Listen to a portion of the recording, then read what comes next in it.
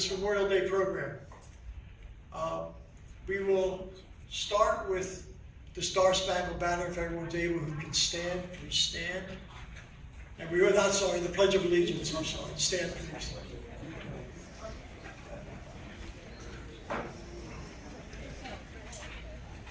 All together, I pledge allegiance to the flag of the United States of America and to the republic which stands, one nation, under God, indivisible, with liberty and justice for all. Please remain standing while they play the Star-Spangled Banner.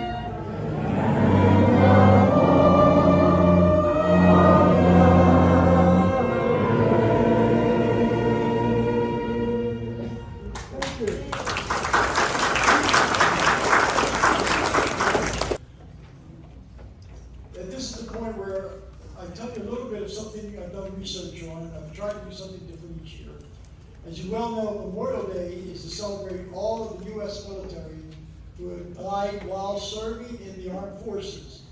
That's regardless of whether the death occurred in combat or during peacetime. Just anyone who was serving.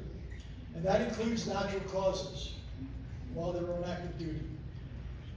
What I hope to do today is to see how many times and places combatants have sacrificed their lives, dreams, experiences, and loves to have us live our lives in freedom and to pursue free elections in our constitutional republic. The following is a partial, but a majority, list of the officially recognized U.S. military conflicts that were called wars in chronological order. So only official facts are being stated and the reason for each conflict. While doing this, I learned a lot about wars that I didn't even know about and things that we did. The majority of our conflicts or wars were for expansion to form a single, strong, democratic country rather than colonization, as was practiced by the majority of the European nations, and to defend our freedom. So that's what they were for. I'm going to start with the beginning. The Revolutionary War. Revolutionary War was April 19th, 1775 was the beginning. This is interesting because we forget how much time it took. So 1775 was the beginning. The signing of the Declaration of Independence was 4th of July, 1776.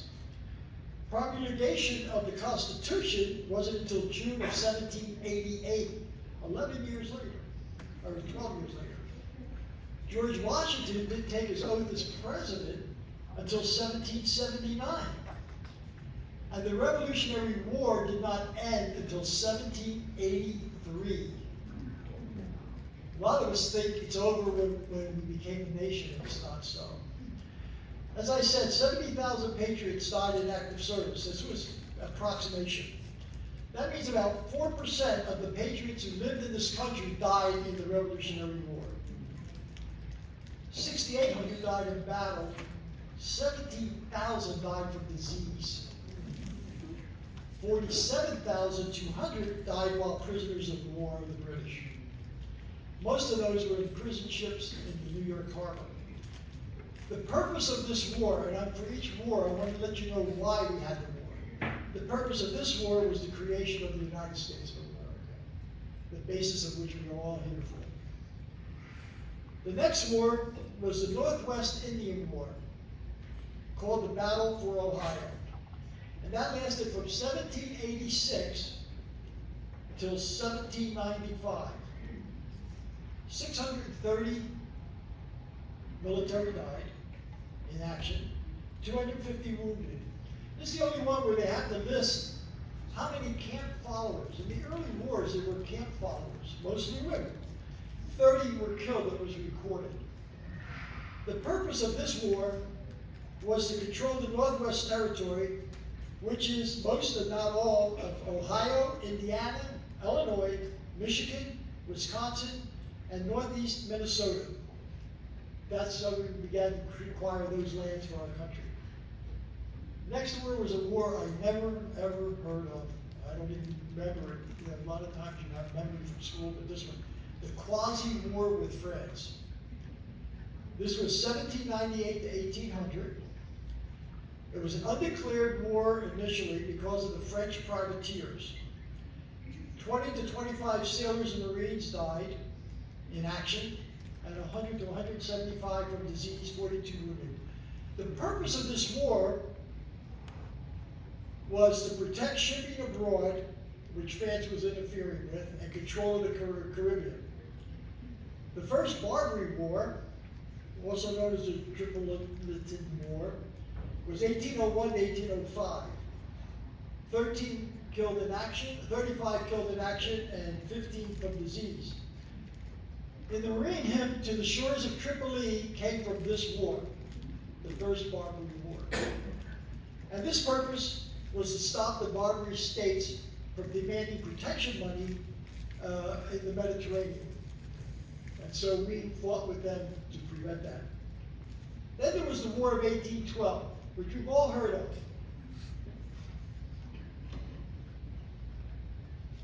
I was never really sure why we had the War of 1812, but 3,721 of our military died in action, and 11,279 died from disease and wounds.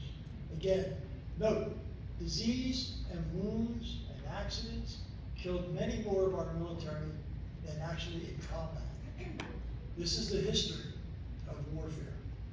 The purpose of the War of 1812 was to stop the British blockade of U.S. shipping to France because of Britain's war with France. They didn't want us to ship any supplies to them. And so that's where that war came. Then there was the Second Barbary War. And this had 4 killed in action and 10 wounded, and it lasted only 1 year of 1815. And it was continued piracy and demand for protection money. They tried to do it again. The First Seminole War was 1817 to 1818. As you see, hardly any time without war. 300 died in, military personnel died, and 55 volunteers who fought against the Seminole tribe and their African American allies. The purpose of this war was over land, runaway slaves, and again, expansion. This was the war that resulted in the transfer of Florida from Spain. And this is how we acquired Florida into our country. The Second Seminole War was the Florida War, which was 1835 to 1842. So that was a 7-year war. 328 killed in action, 1,207 other. The purpose of this war was land expansion in Florida. This war never signed a treaty. Technically, this war is still going on. No treaty was ever signed for that. The Mexican-American War was 1846 to 1848. 1,500 killed in action, 11,000 from disease wounds. The halls of Montezuma in the Marine hymn came from the Mexican-American War. And the purpose of this war was annexation of Texas from Mexico. And we acquired the land of Texas to try and build a continuous country. American Civil War was 4 years, 1861 to 1865, and over 620,000 Americans died. The North had 360,000, had more than, and the South had 260,000 plus. The purpose of the Civil War was to deny the right to secede from the Union and the abolishment of slavery. That was the purpose of the Civil War. During the Civil War, we got into the Indian Wars. And that lasted over 30 years, from 1860s and 1890s. Many battles with many tribes in various locations. 4,340 soldiers, civilians, and Native Americans died. They estimate that 900 of them were military. And the purpose was, again, expansion of territory. Then there was the Spanish-American War in 1898. 332 died in action, while over 2,900 died from disease, primarily to disease. And this was to assist Cuba to gain freedom from Spain. This war produced the idea of dog tags. And Chaplin realized that we could not, most graves were marked unknown in all these previous wars because the people could not be identified. Chaplin looked at this and suggested that soldiers start wearing dog tags. Don't ask me where the name came from, I'm trying to find it. And that's where the idea of identifying so that you could identify someone when they were wounded or killed or whatever. The Philippine-American War was the next war, 1899 to 1902. 420 were killed in action and over 3,600 from disease primarily. This purpose was against Filipino revolutionaries who tried to prevent the annexation of the Philippines to the U.S. Philippines became a territory and in 1935 became a commonwealth. It was a commonwealth of the U.S.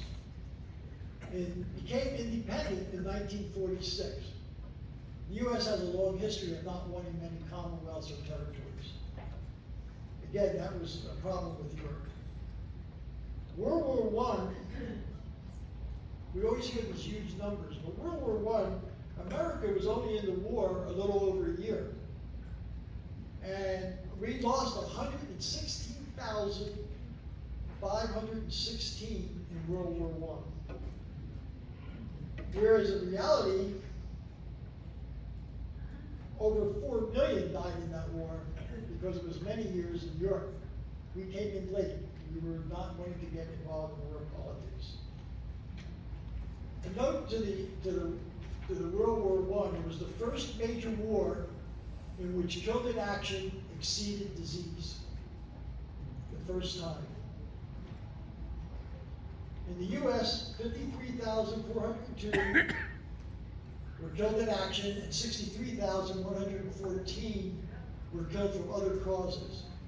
That included gas exposure while not in battle, accidents, disease, and environmental factors. The cause of World War I is a mystery for me. How the war started and why. Most wars you can understand. This one, the purpose when you look at trying to find out why there was this great war, it was militarism, alliances, nationalism, and the assassination of Franz Ferdinand, the Archduke of Austria-Hesse. And that's considered the cause. So it was just a bunch of confusion and military aspect that did it, and we were not anxious to get into it initially. World War II was our next war from 41 to 45. This is the deadliest military conflict in history.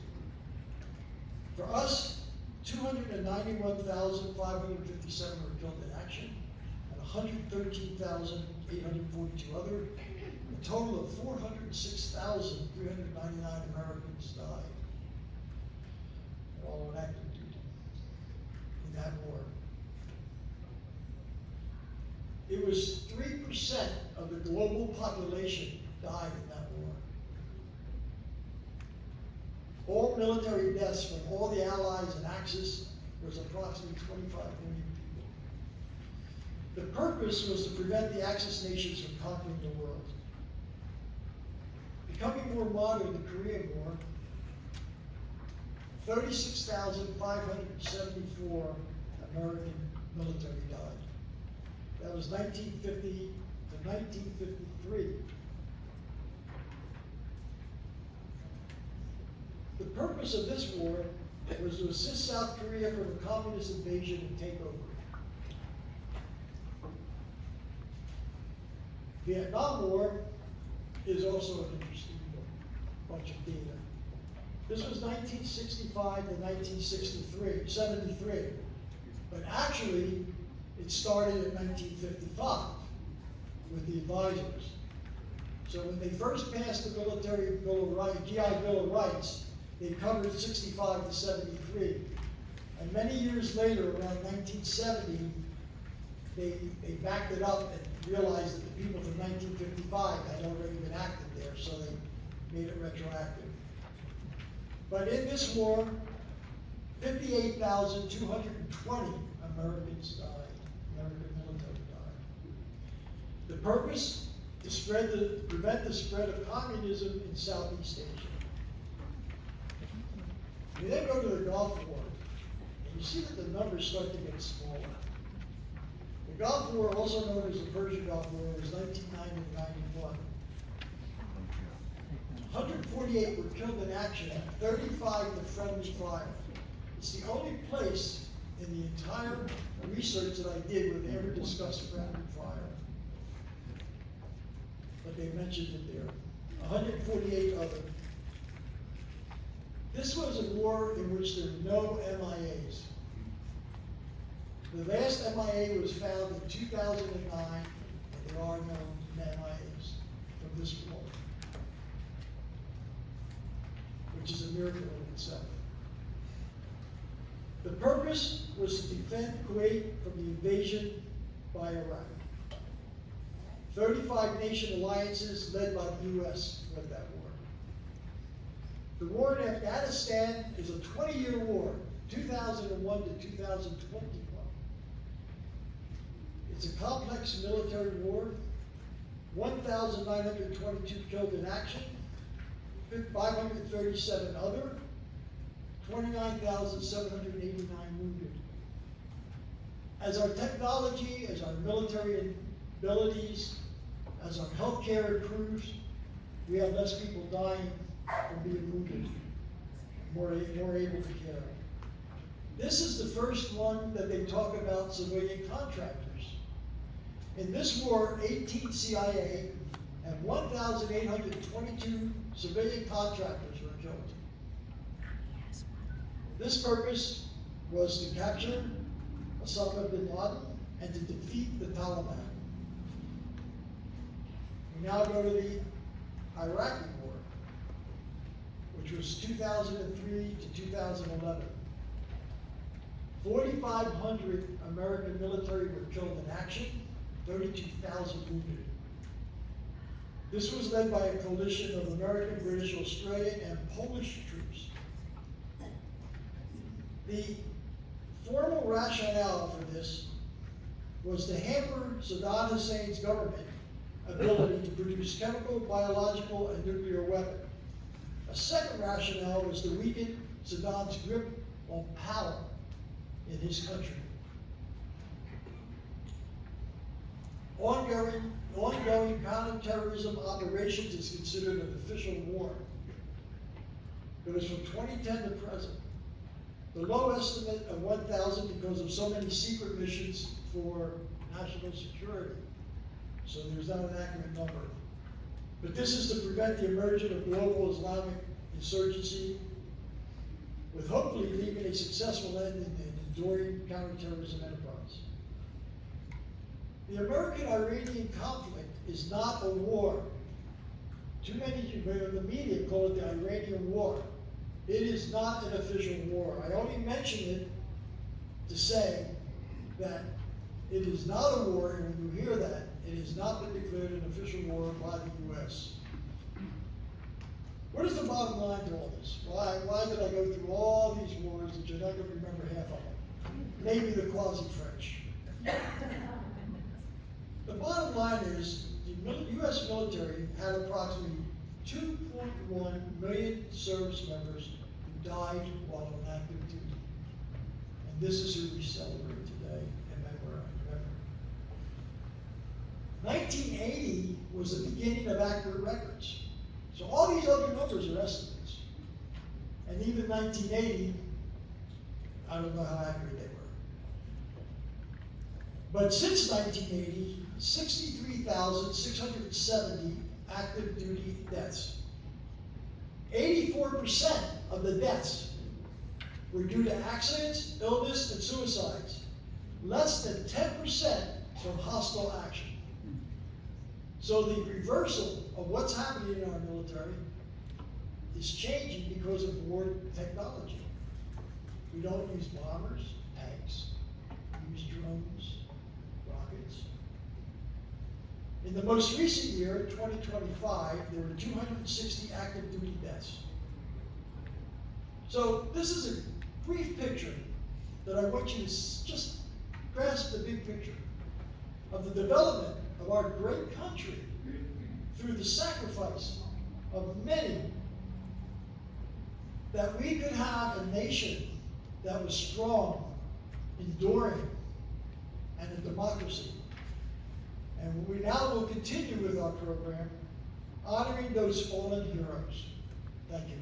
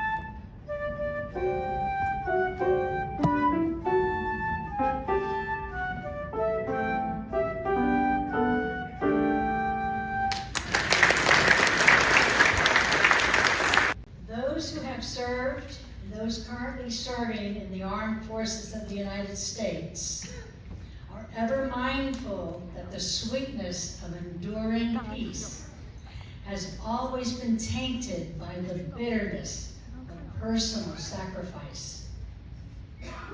We are compelled to always remember that while we enjoy our daily pleasures, there are others who have endured and may still be enduring the agonies of pain, deprivation, and internment. We paused to recognize our prisoners of war and missing in actions. The table set before you is small to show our everlasting concern for our missing members and friends. Remember, it is set for one, symbolizing the fact that members of our armed forces are missing from our ranks. We call them POWs and MIAs. We call them comrades. Remember, they are unable to be with their loved ones and families. So we join together to pay a humble tribute to them and bear witness to their continued absence. Remember, the tablecloth is white, symbolic of the purity of their intentions to respond to their country's call to arms. Remember, the single red rose in the vase signifies the blood they have shed to endure the freedom of our beloved United States of America. Remember, the yellow ribbon represents those who demand a final accounting of our comrades who are not among us. Remember, the slice of lemon on the plate reminds us of their bitter fate. Remember, a pinch of salt symbolizes the tears endured by those missing and their families who seek answers. Remember, the glass is inverted. They cannot toast with us. Remember, the chair is empty. They are not here. Remember, the candle is reminiscent of a light of hope, which lives in our hearts to illuminate their way home, away from their captors and into the open arms of a grateful nation. Remember,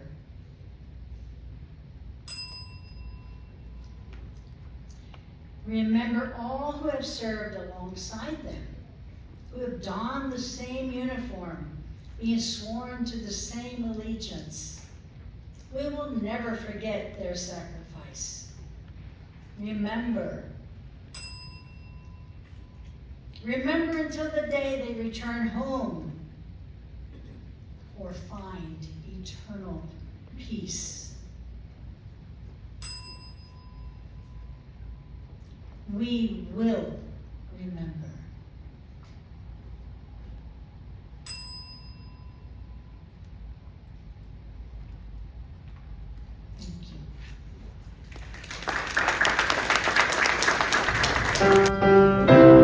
U.S. Army, please stand.